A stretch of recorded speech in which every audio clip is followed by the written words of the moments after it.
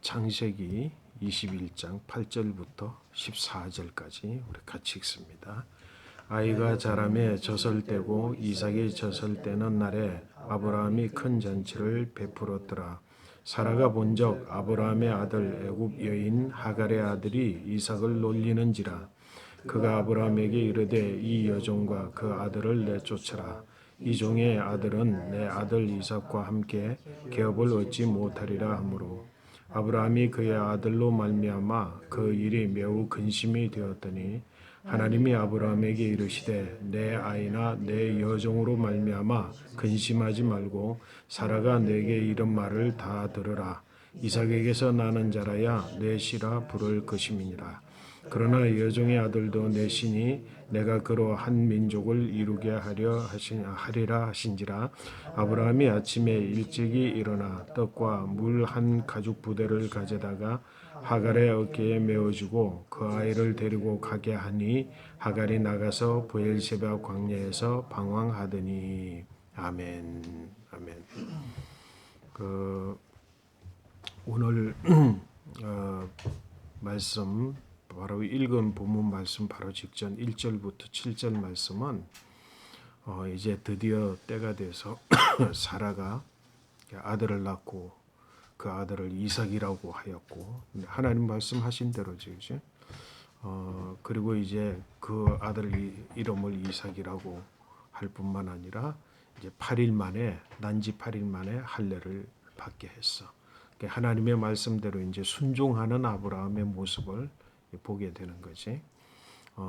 그리고 이제 그 순종하는 아브라함을 보는데 이제 사라는 이제 뭐라고 이야기했냐면 하나님이 나로 하여금 웃게 하셨다. 이 말은 이제 성경 1절부터 7절까지 사이에 저 보면은 6절에 나와 있어요. 사라가 이르되 하나님이 나를 웃게 하시니 듣는 자가 다 나와 함께 웃으리로다. 하나님 나를 웃게 하셨고 내가 아들을 낳았다고 하는 사실을 들으면 듣는 사람들마다 다 웃을 거다. 이게 있을 수 있는 일이냐 이렇게 웃을 것이다. 어쨌든 하나님의 역사로 내가 아들을 낳았다. 이걸 인정하는 거잖아, 그치? 그래서 이제 그 아들을 낳았고 뿐만 아니라 이제 내가 이 나이에 어떻게 젖을 먹일 수 있겠냐. 그러나 하나님께서 아들을 주셔서 내가 아들을 낳았다. 이렇게 이제 고백을 하고 결국은 이제 하나님이 주신 약속의 씨에 대해서 가족들이 이제 함께 뜻을 같이 하고 순종하고 하는 모습을 성경 기록에 두고 있어요. 근데 이제 한 가지 이제 사건이 일어나게 된 거야. 한 가지 사건이 뭐냐면 아이가 자라매 젖을 떼고 이삭이 젖을 떼는 날에 아브라함이 큰 잔치를 베풀었고 이제 젖을 떼고 베풀었는데 이제 그럴 수 있게 됐겠지, 그지? 그럴 수 있게 됐을 때에 이제 문제가 생긴 게 뭐냐면 9절 말씀 우리 같이 한번 볼까요? 사라가 본적 아브라함의 아들 애굽 여인 하갈의 아들이 이삭을 놀리는지라. 아멘. 이제 그게 이제 또 본적이라고 하는 게 나오는 거예요. 이제 본적. 그리고 본적이 있는 게 본적은 어떤 사건의 계기가 되고 판단의 계기가 되고 이게 이제 사례가 이렇게 보니까 누구냐면 하갈의 아들 이스마엘이지, 그지? 애굽 여인 하갈의 아들. 그러니까 하갈이 애굽 여인이었구나라고 하는 걸 지금 이제 여기에 나타내고 있어, 그지? 하갈의 애굽 여인이었구나. 결국은 그 이스마엘이 이삭을 놀리는 거야. 이삭을 놀리는 걸 보니까 지금 나이 차이가 몇 살 난다고? 13살. 그지? 14살 나겠다. 13살 때 임신했으니까 14살? 13살인가? 14살인가 정확하게. 예. 근데 이렇게 나이가 차이가 나는데 놀리는 걸 봤어. 오늘 성경의 말씀 보니까 이걸 보고 나서 이제 아브라함에게 가서 이야기를 하는 거예요. 10절 말씀 우리 같이 한번 읽어봅니다. 그가 아브라함에게 이르되 이 여종과 그 아들을 내쫓으라. 이 종의 아들은 내 아들 이삭과 함께 기업을 얻지 못하리라. 내쫓으라. 아들 내쫓으라. 그렇게 이야기를 했어. 그런 이제 이 일을 보고 사라가 이야기를 했을 때 한 가지 이제 문제가 우리가 문제 의식을 가지고 성경을 볼 필요가 있어. 원래 사례가 사례지. 지금은 사라야. 사례 때에 그 자기의 몸종인 하갈을 아브라함에게 들여보내서 아들을 낳게 했을 때는 어떤 생각을 가지고 아들을 낳게 했지? 자기의 몸종이니까 몸종이 낳는 아이는 전부 자기 아들이야. 전부 자기 아들이 되는 거야. 그때 당시에 풍습도 그렇고 종의 아들이니까 그리고 당연히 남편이 씨니까 그런데 그 가정에 어떤 문제가 일어나기 시작을 했어. 그 여종 하갈이 자기가 아브라함의 씨를 받아서 임신한 줄 알고는 그때 뭐라고 그랬어? 사례를 그때부터는 멸시했다 그랬거든. 이거는 있을 수 없는 일이지. 몸종이 자기의 주인을 멸시했다. 이거는 그냥 그 자리에서 적석에서 죽어야 되는 거야. 안 그러면 팔아버리든지 남에게 줘버리든지. 뭐 그럴 수 있는 그 상황이 시대적 상황인데 그런데 그때에 그 일로 인해서 사라가 뭐라고 이야기를 했었어? 사라가 아브라함에게 찾아가가지고 그때 불평을 뭐라고 이야기했어? 당신과 나 사이에 하나님께서 판단하시기를 원한다. 하나님께서 판단하시기를 원한다. 이렇게 그전에는 자기가 인간적인 방법, 인간적인 생각, 인간적인 어떤 결정을 통해서 일은 다 해놓고 일이 삐그러지면 하나님 찾잖아. 그지? 사례가 그랬다고. 그래가지고 그랬을 때 그때에 아브라함은 어떤 태도를 취했어? 아브라함이 약간 노가 생긴 것 같아. 무슨 소리 하냐? 그거는 당신 몸종이니까 당신 몸종은 당신 수중에 있는 것이. 당신이 죽일 수도 있고 살릴 수도 있고 마음대로 할 수 있는데 당신 마음대로 해라. 당신 수중에 있는 당신의 종인데 당신이 마음대로 해야지. 하나님의 이름을 거론할 게 아니잖아. 그래가지고 무슨 일이 일어났었어? 그때부터 사례가 하갈을 멸시하기 시작을 한 거야.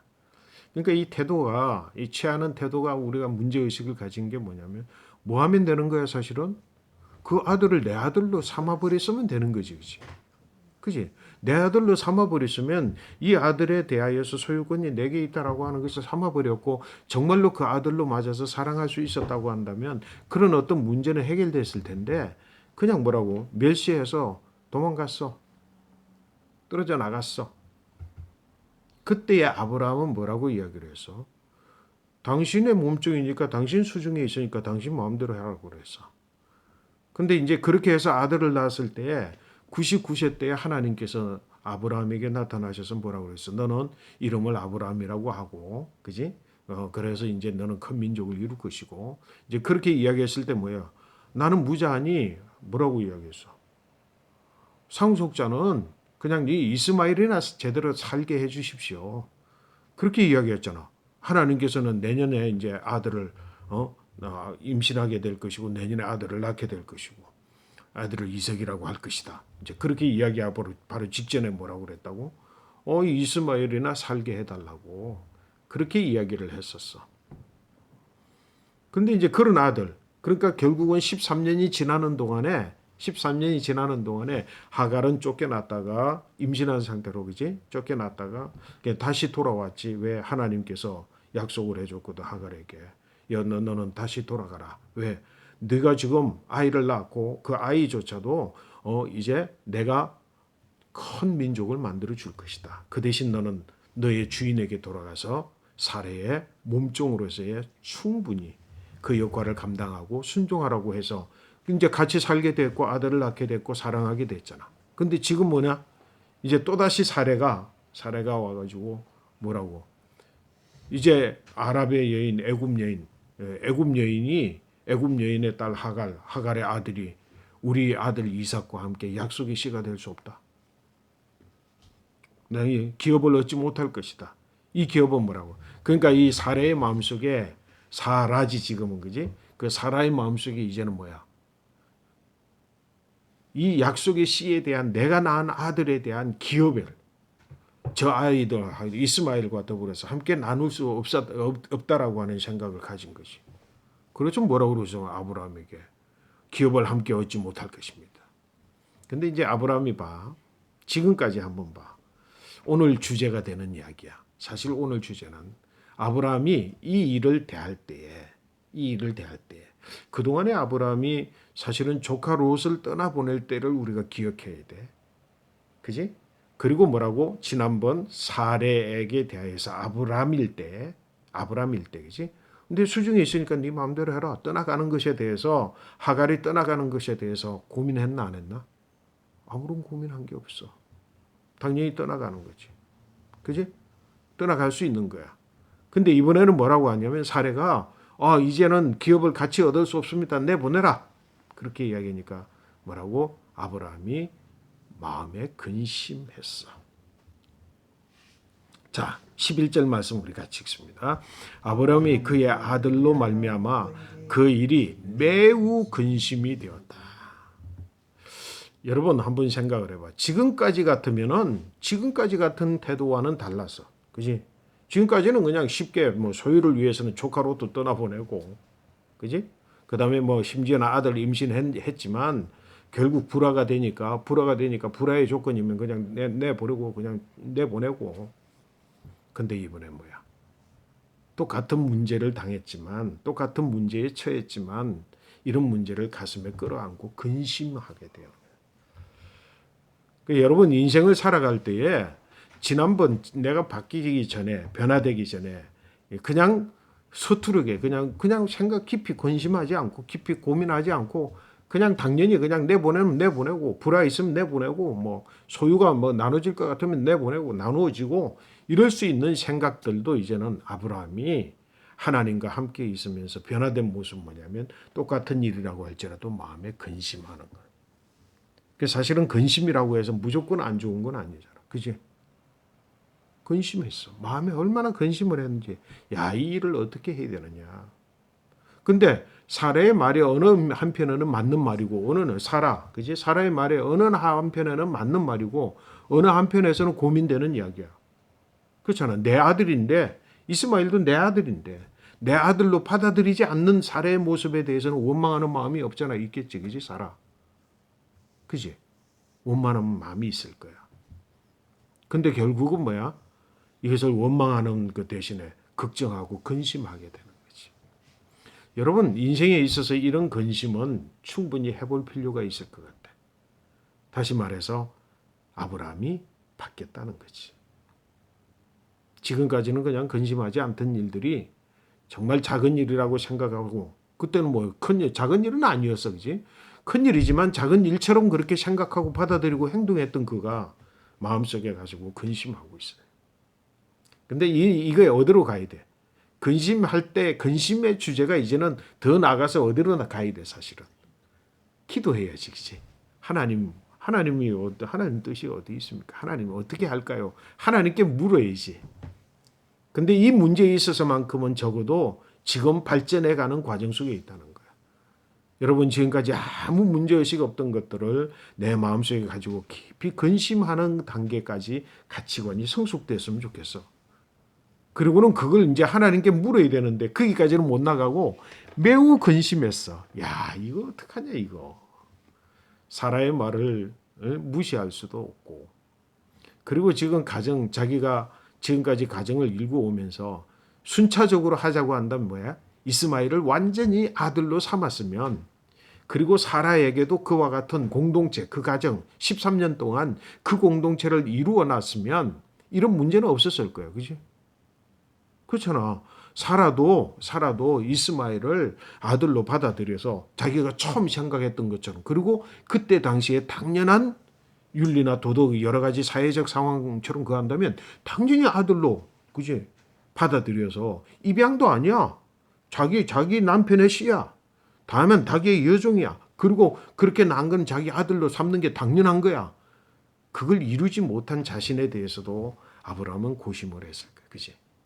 가정의 어떤 구조, 가정을 일구어 가는데 근심했어.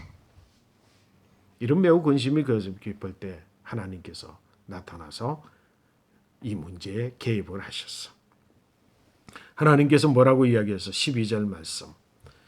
하나님이 아브라함에게 이르시되 내 아이나 내 여종으로 말미암아 근심하지 말고 사라가 내게 이런 말을 다 들으라. 이삭에게서 나는 자라야 내 씨라 부를 것임이니라. 아멘.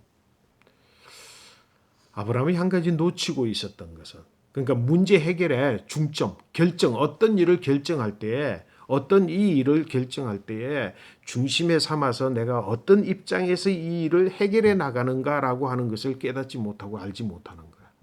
그러니까 방향을 못 찾는 거지. 해답의 실마리를 가지지 못하는 거야. 근데 하나님께서 실마리를 주셨는데 뭐야? 여기 분명히 뭐라고 이야기를 해서 이삭에게서 나는 자라야만 내 씨라고 부를 것이다. 그리고 뭐라고? 너는 사라의 말을 그대로 들으라. 결국은 뭐야? 인간의 어떤 지금까지 지나오면서 가져왔던 인간적인 여러 가지 고민이나 또 여러 가지 해설 속에서 자신에 대한 반성이나 지금 닥쳐온 어떤 일에 대하여서 생각을 바로잡지 못하고 있고 그것을 고민거리로 삼고 있을 때에 우리는 사실 누구에게 귀를 기울여야 돼?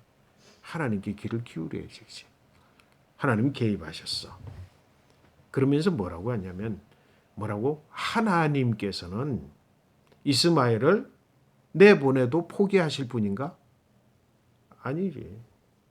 하나님도 네 아들이다. 내 종 하갈에게서 난 아이라고 할지라도 이스마엘을 내 아들이라 그래. 너의 아들. 아브라함에게 너 아들과 그 여종 하갈을 내보낸 일에 대해서 염려하지 말아라. 그건 누가 책임지실 거라고? 하나님이 책임지실 거지. 하나님이 약속을 하셔. 그 아들도 너의 아들이니 내가 책임져 줄 것이다. 그러나 뭐라고? 약속의 씨는 너희가 만든 이스마엘이 아니라 뭐라고? 내가 너희에게 준 이삭, 그 이삭의 씨가 약속의 씨이다. 라고 하는 사실을 정확하게 구분지어 주심으로 인해서 뭐라고? 생각, 사고의 정리를 가지고 있었어. 아브라함의 근심은 사실은 이전에는 근심하지도 않았을 근심을 근심했고 그 근심이 나쁜 것이 아니라 그 근심이 있었지만 그 근심을 해결하는 건 뭐야?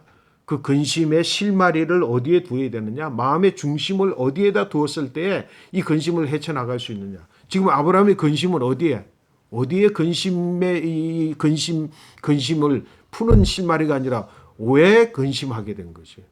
이는 내 아들인데 내보내면 안 되는데 근데 사례는 인정하지 않는데 이런 속이잖아. 근데 하나님께서 아브라함에게 주신 그 명료한 이 고민을 해결할 수 있는 실마리는 뭐라고? 결국은 너 아들이다. 이스마엘도 너 아들이다. 그리고 약속한 이삭도 내 아들이지만 내 약속의 씨는 그 이삭을 통해서 나올 것이다. 그 하나님께서는 뭐라고? 이스마엘을 포기하지 아니하시고 네가 내보낸다고 할지라도 포기하지 아니하시고 하나님께서 책임져 주실 것이다. 근본적 근심은 뭐야? 결국은 아브라함의 불신앙이지. 그렇잖아. 뭐라고? 이 일을 통해서 하나님께서 약속하시고 그리고 이 일을 통해서 이스마엘에게 약속하신 하나님, 이스마엘에게 이루실 하나님이다라고 하는 사실을. 그걸 못하니까 뭐야? 이 문제의 해결은 내가 해야 된다고, 내가 책임져야 된다고 생각하는 거지. 오늘 말씀의 중심은 이거야. 이건 누가? 하나님의 약속, 하나님이 이루실 일, 그리고 하나님께서 이미 이스마엘도 큰 민족을 이룰 것이라고 약속해 주셨어, 안 해주셨어? 해주셨잖아. 근데 뭐라고? 그것을 하나님께 맡길 일은 맡기고 내가 고민해서 떨어나가야 될 부분은 떨어나가야 되는 그것에 대해서 알지 못할 때 그것조차도 뭐라고? 아브라함은 하나님의 약속에 대한 불신앙의 분량만큼 근심하는 거죠. 여러분 우리가 하나님의 지금 약속을 받았어. 그리고 하나님께서 이루신 큰 민족의 이제 씨를 봤어. 그리고 하나님께서 인정해 줬어. 너는 이제 큰 민족이 될 거 아니냐. 열국의 아비가 될 거 아니냐. 내가 인정을 해줘. 그러면서 뭐라고? 하나님이 약속해 주신 하나님의 하실 일마저도 내 안에다가 근심거리로 품고 있으면 그것 또한 불신앙이다. 그래서 뭐라고? 하나님께서 그 말씀을 하셨을 때 아브라함이 달라진 모습은 또 있어. 뭐라고? 자기가 놓치고 하나님이 하시는 일마저도 자기가 근심하고 있던 것을 하나님 말씀을 듣고는 뭐라고 이야기를 했었죠? 13절까지도 한번 같이 읽고 14절을 읽어봅니다. 13절. 그러나 여종의 아들도 내시니 내가 그로 한 민족을 이루게 하리라 하신지라. 아브라함이 아침에 일찍이 일어나 떡과 물 한 가죽 부대를 가져다가 하갈의 어깨에 메어주고 그 아이를 데리고 가게 하니. 아멘. 뭐야, 하나님께서 그렇게 말씀하실 때 그 하나님의 품으로 돌려보낸다고 하는 믿음을 가지고 근심에서 완전히 벗어날 수 있었지, 그렇지? 근심에서 완전히 벗어나서 아침 일찍 일어나서 떡과 그리고 물 한 부대, 가죽 부대를 어깨에 메어주고 가게 했다. 자, 지난번 떠날 때하고 지난번 롯을 떠나보낼 때하고 지금 떠나보낼 때하고 뭐가 달라? 롯은 그냥 자기의 길로 가는 거고 그게 하나님 없잖아. 이제는 뭐라고? 떠나보낼 때에 뭐라고? 근심하였지만 그 근심조차도 불신앙이라고 하는 것을 깨닫고 하나님께서 그에게 역사하실 분량을 하나님께 맡겨서 그는 아침 일찍 일어나서 떡과 물을 주어서 보내었다. 그래서 하갈은 뭐라고? 하갈은 이스마엘을 데리고 여기 보니까 브엘세바 광야에서 방황했을 때 하나님께서 나타나셔서 내가 너로 큰 민족을 이룰 것이다. 그리고 하갈의 눈을 밝히 보여주심으로 거기 물이 다 떨어져서 죽게 되어진 상황 속에서 샘물을 발견하게 되고 거기에 이제 있게 되어요. 중요한 내용은 뭔 줄 알아? 아브라함의 행동은 여기서 끝나지 않아. 나중에 그 다음 이어지는 말씀이 뭐냐면 이어지는 말씀이 그곳에 지나서 사는 동안에 그곳 지나 사는 동안에 그랄 왕이야. 그지? 아비멜렉. 거짓말도 했잖아. 그래서 아비멜렉이 너와 함께 하시는 하나님을 발견했다라고 했을 때 이 브엘세바를 딱 브엘세바는 뭐야? 오늘 여기 뭐라고? 하갈이 이스마엘과 함께 거기에 방황하는 그곳을 지정하여서 경계로 삼아서 약속의 땅으로 삼아서 너와 나와 언약을 하자. 내가 판 우물 이 우물은 진정으로 네 아비멜렉이 인정해 줘야 되는 언약이라고 언약을 따로 세우면서 그곳을 언약의 땅으로 만들어가는 모습. 여러분 이 속에는 나는 이런 생각을 해보는 거지. 하나님 아브라함이 브엘세바에 셈의 우물을 근거로 삼아서 언약을 삼을 때에 그곳에 하갈에 대한 마음도 있지 않았을까? 이스마엘에 대한 마음도 있지 않았을까? 그 이스마엘이 어디야? 사실은 그 브엘세바를 경계로 해서 위쪽은 이스라엘, 이 남쪽은 이제는 이스마엘 후손들이 차지하는 땅이 돼. 그래서 결국은 이 경계를 지어가는 모습 속에서도 이제 아브라함은 믿음의 눈을 가지고 근심을 해결할 뿐만 아니라 마음의 순종함으로 그 일들을 감당했다. 근심은 이전보다는 좋아진 자세이지만 근심하는 만큼 불신앙이었는데 하나님의 말씀을 들어서 하나님께 맡겨드림으로 근심을 해결하는 이런 모습, 삶의 모습, 성숙한 복에 근원된 사람. 세상을 살다 보면 근심할 일이 없지 않지만 그러나 그 근심할 때마다 무엇에 눈을 돌려야 돼? 하나님의 뜻에 눈을 돌려야 된다는 것을 오늘 본문 말씀을 통해서 우리가 보게 됩니다. 여러분 마음속에 있는 근심은 방향을 찾지 못한 것일 뿐 하나님의 뜻을 방향으로 삼을 때에는 이와 같이 아침 일찍 일어나서 아브라함이 그렇게 행할 수 있는 것처럼 그렇게 여러분들도 삶도 변해가게 될 줄로 믿습니다. 아멘.